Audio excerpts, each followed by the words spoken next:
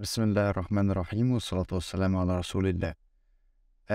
النهاردة هنبدأ أول حاجة في التكوين بجو، وهي إننا هنتعرف على السينتاكس بتاع الكود بتاعنا، وإزاي نبدأ نكتب كود بسيط أو شكل الكود بيبقى عامل إزاي في جو. طيب أولا دي الواجهة بتاعة الفيجوال ستوديو كود. طيب أنا جيت عملت هنا على الديسكتوب فولدر اسمه جولانج، هخزن فيه فايلات كل الدروس، وإن شاء الله هحاول مع كل درس أرفع لكم الفايل بتاعه. المهم دخلت هنا وعملت سيلكت فولدر اوبن فولدر دي، وهبدأ أعمل نيو فايل. هسميه، طب خليني أدخل كده الأول، أعمل كده، أعمل كود syntax. اوكي، select folder.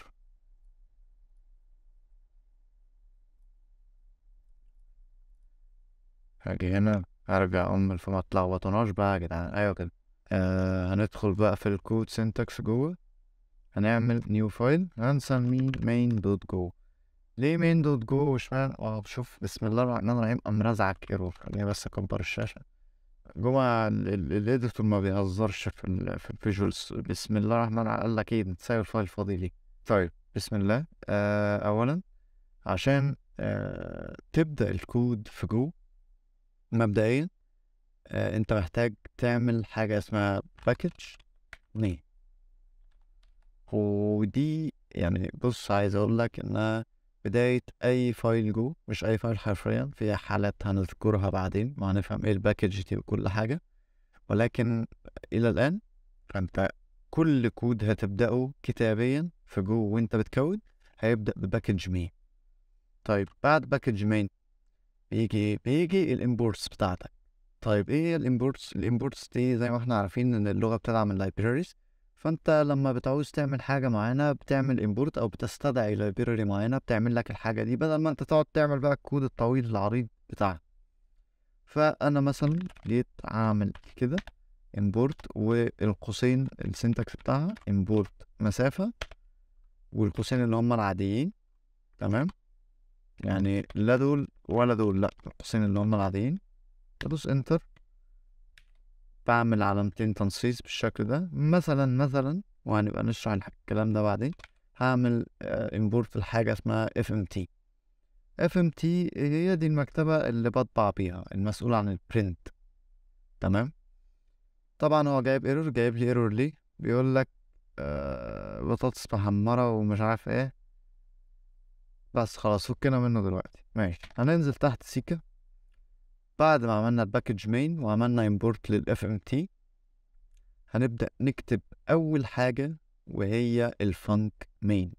إيه هي الفانك مين؟ في جولانج وبعض اللغات الموضوع بيبدأ إن اللغة لما بتبدأ ترن الكود، اللغة ما بتعملش حاجة حرفيا غير إنها تروح على الفانكشن الأساسية وتشوف محتواها إيه وتبدأ ترن اللي في الفانكشن دي. يعني أنت مثلا عندك حاجة زي بايثون، أنت كتبت كود كده برنت اللور، دخلت قامت عاملة برنت اللور. كتبت فانكشن اسمها جو وورلد، جواها برنت هلو وورلد، يعني لما تستدعي الفانكشن هيبقى هلو وورلد.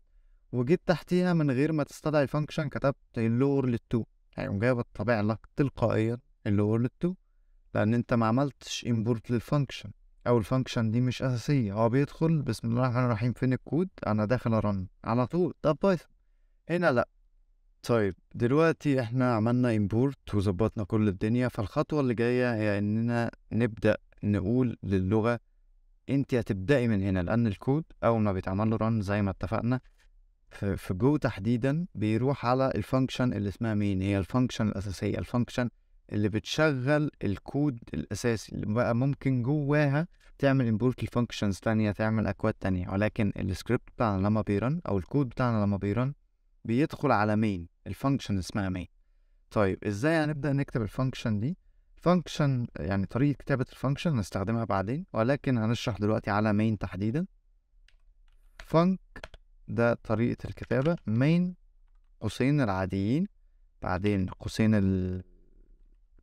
السيكي ميكي دول اللي هم الكيرلي براكتس زي ما بيقولوا، وانتر، وهتبدأ تكتب جواهم اللي انت عاوزه.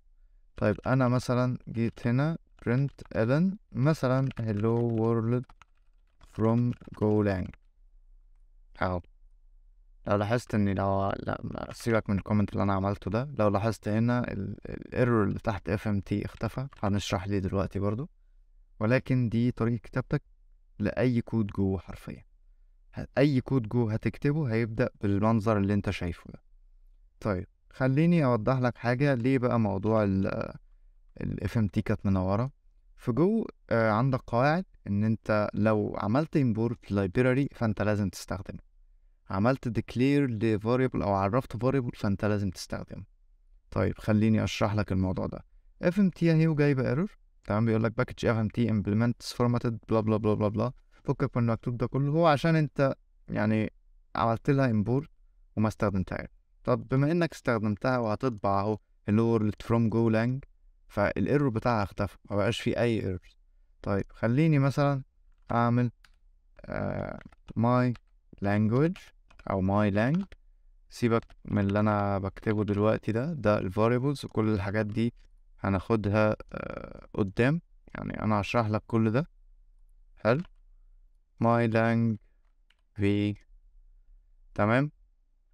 انا دلوقتي لو عملت ال variable ده وجيت هنا مثلا كده يا معلم وما استخدمتوش اكني متجاهله اصلا. حلو. لو جيت هنا عندي ايرور. طب لو جيت وقفت على الايرور بيقول لك my lang declared but not used. الفاريبل اللي اسمه my lang ده انت عرفته بس ما استخدمتهوش، بيقول لك unused var. الايرور هنا طالع بيقول لك unused var.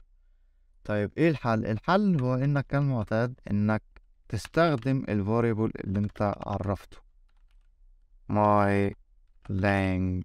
بالظبط، الايرور اختفى وتقدر ترن الكود بتاعك عادي دلوقتي simplified code زي ما قلنا. تمام. طيب انا جيت مثلا عملت my lang 2. اوكي. وجبت my lang بلس 2 مثلا. طيب ايه اللي جرى؟ انا لو شلت ده دلوقتي ال FMT اصلا، طب مش المفروض دي تنور؟ لا مش هتنور. ليه؟ مش هتجيب ايرور. طيب ليه ما جابتش ايرور؟ لان انا مستخدمها هنا، انا خلاص عامل بيها concatenation. بس مين اللي منور؟